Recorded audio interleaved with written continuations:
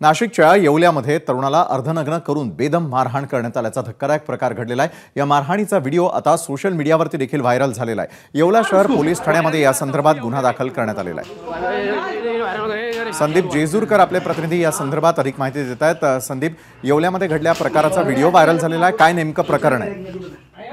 विशाल, येवल्यातील एका तरुणाला एका युवतीच्या मोबाईलद्वारे फोन करून तिथे बोलवण्यात आलेलं होतं। खाऊगल्ली म्हणून एक भाग येवल्यामध्ये आहे, तिथून काही तरुणांनी या मुलाला सोबत घेत एका रूमवर नेलं आणि त्याच्या पट्ट्याने त्याला जबर मारहाण केली होती।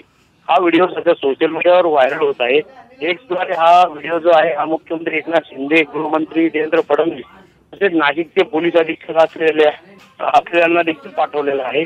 या व्हिडिओची सत्यता ज्यावेळेस आपण तपासली असता हा व्हिडिओ येवल्यामधला आहे। यामध्ये ज्या मारहाण झालेल्या पीडित आहे त्या व्यक्तीचे नाव प्रसाद खैरनार असं आहे। मारहाण प्रकरणी येवला शहर पोलीस ठाण्यात काल गुन्हा दाखल करण्यात आलेला आहे। मात्र संबंधित या तरुणाला मारहाण करणारे जे आहेत ते अद्यापही मोकाट आहेत, अजूनही त्यांना ताब्यात घेतलेलं नाहीये।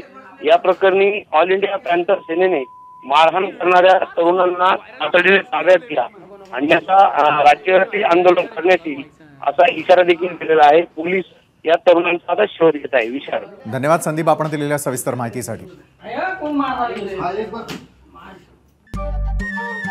नमस्कार। मन सुद्धा तुझं ही एबीपी माझावरची वेगळीच मालिका खूप गाजली। हिचा दुसरा सीझन केव्हा येणार अशी अनेकदा विचारणा झाली, पण आता प्रतीक्षा संपली। लवकरच येतोय सीझन 2। मन शुद्ध तुझं होई मन शुद्ध